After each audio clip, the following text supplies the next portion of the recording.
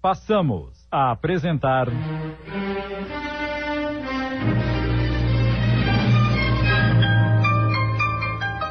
A Caminho da Redenção, obra de Eça de Queiroz, psicografada por Wanda Canuti. Adaptação Sidney Carbone.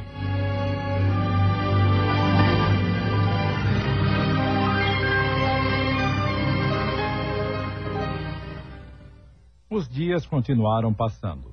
Idalina insistia em saber quem quisera prejudicá-los e empenhava-se, até então sem nada conseguir. E Paulo pensava: espero mesmo que nada consiga. Se um dia ela descobrisse o que está ocorrendo paralelamente à minha vida familiar, não teria coragem de enfrentá-la e nem aos nossos filhos. Tamanha vergonha que sentiria.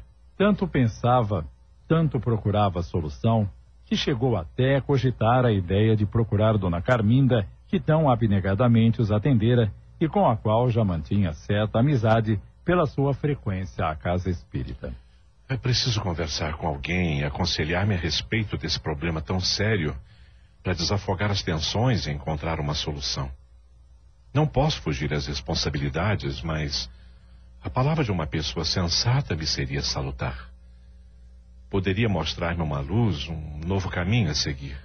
Nessa firme convicção, enquanto aguardava a oportunidade, procurava dar aos familiares a assistência e atenções que sempre lhes dispensara. Nunca deixou de amá-los, mesmo envolvido pelo deslumbramento que o retivera em outras paragens. Aquelas que reconheceu depois deram-lhe o prazer momentâneo e o tormento que lhe seria eterno, do qual excluía o amor que sentia pelas meninas. Eram ternas e dóceis, diferentes da mãe, e as amava muito. Mas não podia deixar de reconhecer que, se não as tivesse, estaria mais tranquilo. Minhas preocupações maiores são as ameaças de Fausta, sobretudo depois que ela passou a exigir a mansão.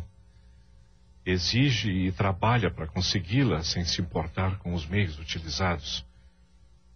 Se os primeiros recursos forem frutíferos, com certeza arrumará outros mais intensos, atormentando de tal forma minha família que não resistirão à sugestão mental de abandoná-la. Para isso, aquela amante estava se movimentando novamente. Não sabia ainda o que faria, mas como tinha conhecimentos de locais que propiciavam às pessoas a realização de seus objetivos, procurou um deles e expôs seu desejo pedindo sugestão. Em resposta, a pessoa que a atendeu, um homem aparentando 50 anos, envolto em túnica branca, tendo muitos apetrechos para rituais à sua volta, disse que conseguiria satisfazer suas pretensões, mas custaria caro. Muito caro. Não importa. Pagarei o que for preciso. Darei uma parte agora e o resto quando vir aquela mansão vazia. E se isto acontecer, receberá ainda mais do que me pedir, tão grata ficarei. Acertado o preço altíssimo. Aguardarei, porque tenho certeza da eficiência do seu trabalho. Já encomendei um que nada adiantou, por isso quero coisa boa. Mas tem um porém. Não quero que o trabalho ocasione nenhuma morte. Apenas o suficiente para que aquelas pessoas se vejam tão atormentadas e reconheçam que ao deixar a mansão tudo passará. Fausta retirou-se esperançosa, deixando nas mãos do homem uma grande soma em dinheiro.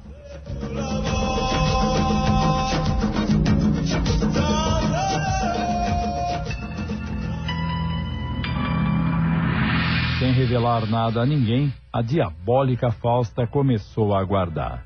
Nada de início é tão forte que se perceba de um momento para o outro. Um trabalho bem realizado é feito aos poucos. Uma mudança brusca assusta e prejudica os resultados. Por isso, começaria suavemente, muito natural e normal.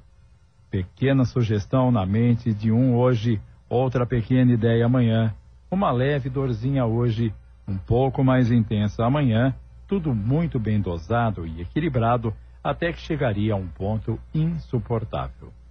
A desarmonia reinando entre todos por qualquer motivo banal, a enfermidade, os diagnósticos desencontrados, sem solução, era esse o trabalho a ser realizado. Suavemente sim, mas não tão demorado. Depois de uns dias, esperarei algum comentário de Paulo a respeito das mudanças em seu lar. Mas tenho que manter a ansiedade para não despertar suspeitas. Ao mesmo tempo, não tinha muito interesse em manter sigilo ante as ameaças já feitas, mas, de início, deveria esperar para sua maior eficácia.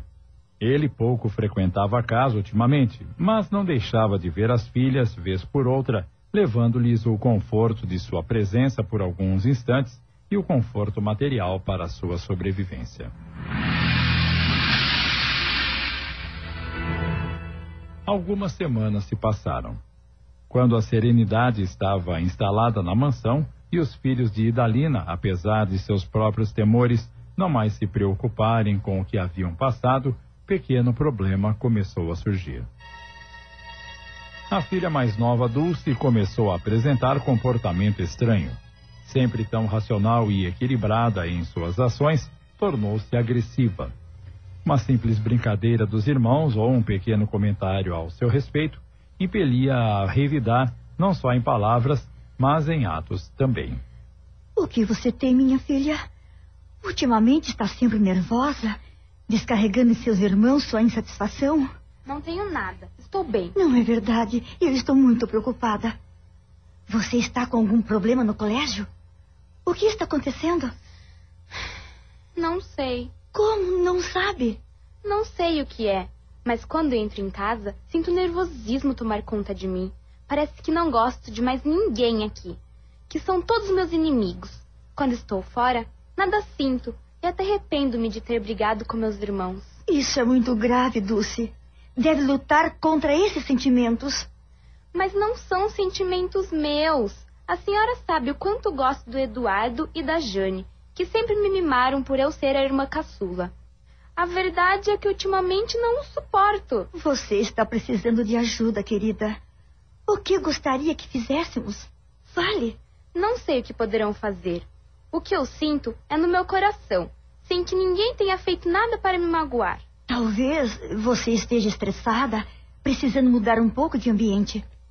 Não gostaria de passar uns dias na casa de sua tia Leda?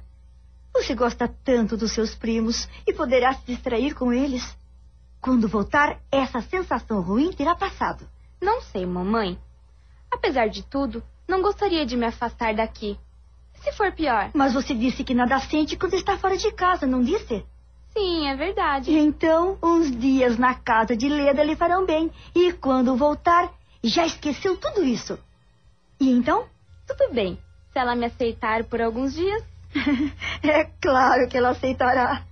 Amanhã cedo ligarei para ela e à tarde eu mesma a levarei. Faça como quiser, mamãe. Você tem dormido bem? Acordo muitas vezes durante a noite e sinto até um pouco de medo quando permaneço muito tempo acordada. Talvez você esteja precisando consultar um médico. Não quero ir a nenhum médico. O que ele diria? Que ando nervosa, agrido os meus irmãos com palavras, não durmo bem e sinto raiva de todos nesta casa? Com certeza ele vai achar que estou louca e acabará me internando num hospício. Não diga uma coisa dessas, Dulce, nem de brincadeira. Oh, meu amor, o que é isso? Me dá um abraço, vai. Por que está acontecendo isso comigo, mamãe? Não é nada, não é nada. Vai passar, não se preocupe. No dia seguinte, Idalina ligou para Leda e à tarde levou Dulce para passar uns dias em sua casa. Se não fosse você que sempre me socorre, Leda, não saberia o que fazer. Dulce está muito estranha e estou muito preocupada. Acalme-se, Idalina. Estou aqui para ajudar no que puder. É como você disse pelo telefone. Ela deve estar estressada. Aqui se distrairá com os primos e voltará para casa renovada. Fique tranquila. Idalina voltou para casa muito tensa. O que estava acontecendo com a filha caçula não era normal, conscientizou-se. Lembrou-se do período difícil por que haviam passado e lamentava-se, pois, a partir de um certo ponto em suas vidas, o seu lar estava transtornado. Mesmo quando aquela fase difícil terminara, nada mais era como antes. Paulo já não é o mesmo. Anda calado. Quase não participa dos problemas dos filhos. Quando tem um tempo livre, o que é raro, procura ler e não temos mais a sua companhia. O que ainda nos estará reservado? Será consequência daquele desejo de nos tirarem desta casa? Foi então que uma lembrança atravessou sua mente. É verdade. Eu tinha receio de que fizessem novos pedidos. Deve ser isso. Porque Dulce se sente mal apenas quando está aqui em casa. Por que me lembrei de mandá-la logo para a casa da Leda? Algo deve haver novamente. Nem consegui saber quem quis nos prejudicar naquela ocasião. É evidente que se trata da mesma pessoa. Mas eu descobrirei quem é. Moverei céus e terras se for preciso, mas descobrirei.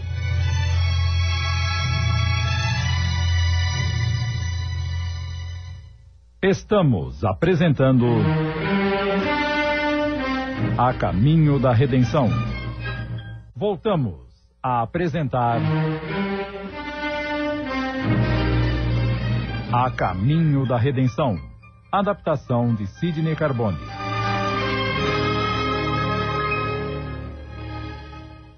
Naquela noite, quando Paulo chegou da indústria, Idalina isolou-se com ele no quarto e expôs seus temores, pedindo-lhe que passasse a prestar mais atenção em tudo, principalmente no comportamento dos filhos. Tenho medo de que o novo período difícil esteja se aproximando, Paulo. O que faremos? Não tenha receio. O caso de Dulce deve ser um nervosismo próprio da idade e nada mais. Espero que sim. Mas não pude evitar de ter os pensamentos que ele expus. Se percebermos que os problemas voltam, tomaremos as nossas providências. Mas não fique pensando neles. Procure esquecer. Não é fácil, mas eu vou tentar.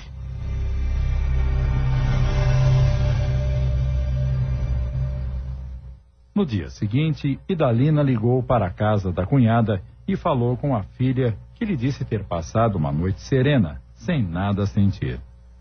Poderei até voltar para casa. A senhora tinha razão. Devia ser o início de estresse. Fique ainda hoje, filha, e amanhã à tarde eu irei buscá-la. Estamos sentindo a sua falta, mas é melhor ficar um pouco mais.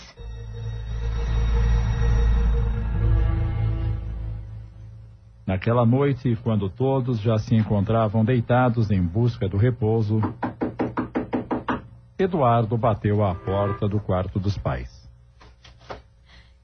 Eduardo? O que você quer? Nossa, como está pálido. Não estou me sentindo bem. Minha cabeça está girando e mal consegui chegar até aqui. Deve ser alguma coisa que você comeu e lhe fez mal. Eu não comi nada diferente do que comeram todos. Paulo, que ouvira o diálogo, levantou-se e foi ter com o filho. Como começou? Eu estava quase dormindo e, de repente, tudo começou a rodar. Senti-me como se não estivesse mais nesta casa. Vi-me num lugar estranho, numa casa que não conhecia. Você deve ter sonhado, meu filho. Eu ainda não havia dormido, mamãe. Não era sonho. Foi uma sensação muito esquisita. E agora, já passou? Sim, isto é, acho que sim. Quer que eu lhe prepare um chá e você toma com um comprimido? Eu não sinto nada que um remédio possa melhorar. Então volte para o seu quarto e procure dormir sem pensar em nada. Eu garanto que terá uma noite tranquila. Eu acompanho, meu filho. Tomando o braço de Eduardo, querendo aconchegá-lo, Idalina acompanhou até o quarto, esperou deitar-se, cobriu como fazem as mães aos filhos pequenos, beijou e perguntou. Sente-se melhor? Sim, mas minha cabeça ainda está estranha. Fique quietinho que vai passar. Entretanto, se precisar, chame-me, que providenciarei um remédio e até mesmo um médico, se for necessário. Está bem, mamãe. Volte para seu quarto e desculpe-me tê-la incomodado. Você não me incomodou. Boa noite, querido. Boa noite. Ao sair, apague a luz, por favor. Idalina voltou para o quarto e deitou-se ao lado do marido, mas estava tensa. Começava a compreender que as mesmas perturbações voltavam. Percebera que a manifestação era diferente, mas a causa a mesma. Por que tanto Dulce quanto Eduardo fizeram referência à casa? Será que agora aquelas entidades do mal resolveram mexer com nossos filhos? A investida parece estar se iniciando de forma intensa e destruidora. E eu estou com medo. Com muito medo. Desejava conversar com Paulo a respeito dessas suas conclusões, mas ele já havia dormido e o assunto foi protelado. Na verdade, Paulo não dormia, apenas mantinha os olhos fechados. Não conseguiria dormir ante situação tão grave. Desde que soubera o que estava acontecendo com Dulce, chegara a uma triste conclusão. Tenho certeza de que Fausta é a responsável pelo que está acontecendo. Ele não tinha dúvidas, mas não podia comentar com Idalina. Não saberia o que dizer. Estava de mãos atadas. Enquanto o problema se limitava apenas àquele nervosismo, seria passageiro. Porém, a investida estava continuando e atingiria a todos. Ainda é o início, talvez apenas o aviso. Se não der nenhum resultado, a ação será mais intensa e efeitos muito tristes advirão. Ai, Fausta, Fausta! Ele odiou naquele momento aquele ser por quem um dia sentira amor e não vacilara em compuscar-se para estar com ela. Não avaliara com quem estava se envolvendo, nem as consequências de nada. Ai, como me arrependo. E sofro sem nada poder fazer. Temo o escândalo, o repúdio de Idalina e dos meus filhos, além da vergonha. Estava sempre cedendo ante suas ameaças, mas agora ela estava indo longe demais. Não tem escrúpulos, nem humanidade ou piedade, muito menos a medida de suas atitudes, desde que alcance o seu objetivo. E o objetivo era a mansão. Seus olhos recaíram sobre ela e dela não mais quisera retirá-los. Queria-a toda para si e as filhas e achava-se no direito de possuí-la. O resto daquela noite, Paulo não mais conseguiu dormir.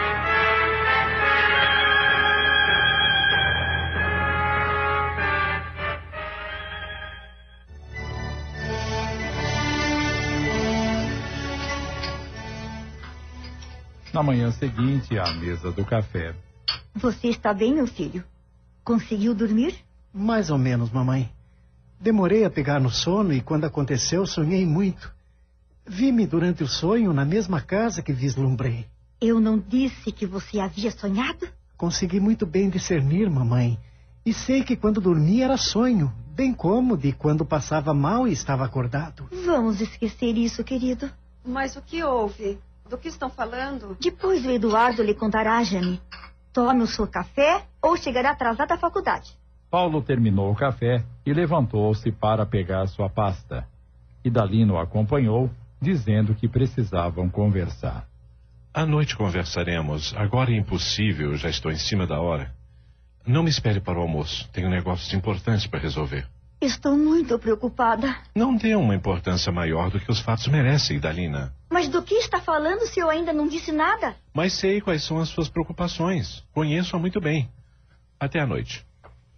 Ele está muito estranho.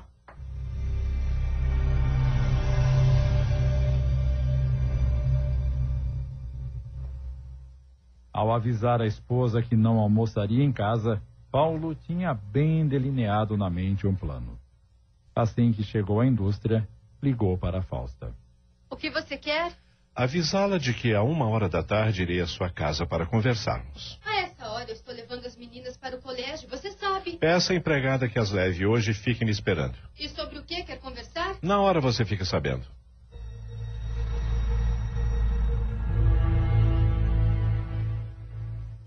Assim que chegou à casa da amante... Sabia que me causou um grande transtorno? Tinha marcado hora no cabeleireiro depois que deixasse as meninas no colégio. E agora... Vamos direto ao assunto, Fausta. Sou um homem ocupado e não disponho de muito tempo. Ei, não precisa ser grosseiro. Sobre o que quer conversar? O que você fez desta vez? De que está falando? Entendeu-me muito bem e sabe do que falo. Se explicar melhor, talvez eu saiba. É a respeito da mansão. Ah, o que aconteceu com a mansão? O que está ocorrendo lá para vir tão rápido? Alguma coisa não vai bem? Não se faça de sonso e responda a minha pergunta. Repito que não sei de que está falando. Paulo irritou-se. Pegou-a pelo braço e, sacudindo-a nervosamente, pediu. Fale agora. O que foi que você fez desta vez? Solte meu braço, seu brutamontes! Fale, desgraçada! Eu falo! Mas antes, solte meu braço! Sabe muito bem como eu sou e não faça segredo de nada!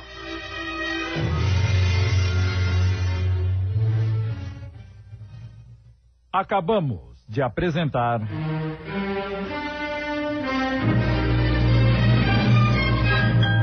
A Caminho da Redenção. Obra de Eça de Queiroz, psicografada por Wanda Canuti em 20 capítulos. Adaptação de Sidney Carbone.